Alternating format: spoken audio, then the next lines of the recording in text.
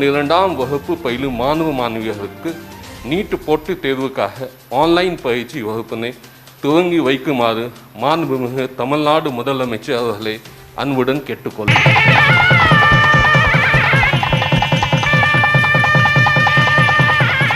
அரசு மற்றும் அரசு உதவி பெறும் மேல்நிலைப் பள்ளி மாணவர்களுக்கான குறுகிய கால இபாக்ஸ் இணைய வழி நீட் பயிற்சிக்கு உங்கள் அனைவரையும் வருக என வரவேற்கிறோம்.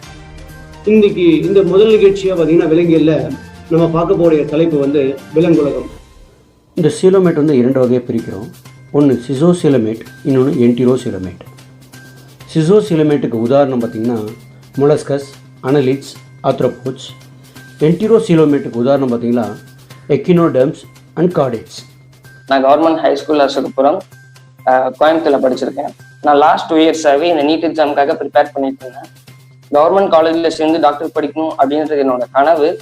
இந்த கோவிட் லாக்டவுன் டைமில் எப்படி படிக்கிறது அப்படின்னு நாங்கள் ரொம்பவே கன்ஃபியூஸாக இருந்தோம். இந்த நேரத்தில் நாங்கள் படிக்கிறதுக்காக தமிழ்நாடு அரசு எங்களுக்காக ஆன்லைன்லேயே 40 days NEET crash course plan பண்ணியிருக்காங்க. இந்த ஒரு விஷயம் என்ன மாதிரியே நீட் எக்ஸாமுக்காக ப்ரிப்பேர் பண்ணிட்டு இருக்க எல்லாருக்குமே ரொம்ப ஹெல்ப்ஃபுல்லாக இருக்கும். இப்படி ஒரு முயற்சியை தமிழ்நாடு அரசு எங்களுக்காக எடுத்திருக்கு. ரொம்ப பெருமைப்படுறோம். அது மட்டும் இல்லாமல் இது தமிழ்நாட்டில் இருக்க எல்லா மாவட்டங்களையும் ஒன்றா இணைச்சு டெக்னாலஜி யூஸ் பண்ணி பண்ணுற ஒரு விஷயம். இதை நினைக்கும் போதுமே ரொம்ப பெருமையாக இருக்கு.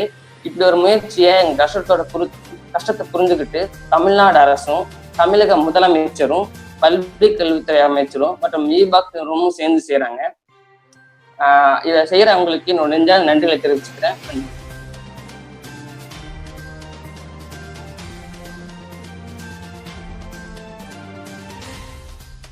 உலக தொற்று நோய் கொரோனா வைரஸ் காரணமாக அறிவிக்கப்பட்டுள்ள இந்த ஊரடங்கு காலத்தில் தொழிலாளர்களுக்கு தேவையான அனைத்து வசதிகளையும் உதவிகளையும் மற்றும் வேலையில்லா ரேஷன் உணவுப் பொருட்களையும் மாண்பு முதலமைச்சர் அவர்கள் வழங்கியுள்ளார்கள். பிற மாநிலத்திலிருந்து தமிழ்நாட்டிற்கு திரும்பி வந்துள்ள வேலை இல்லாத தொழிலாளர்களுக்கு உருவாக்கப்பட்டுள்ள இந்த சிறப்பான போர்ட்டல் துவக்கி வைக்குமாறும் மாண்பு முதலமைச்சர் அவர்களை பணிவுடன் கேட்டுக்கொள்கின்றேன்.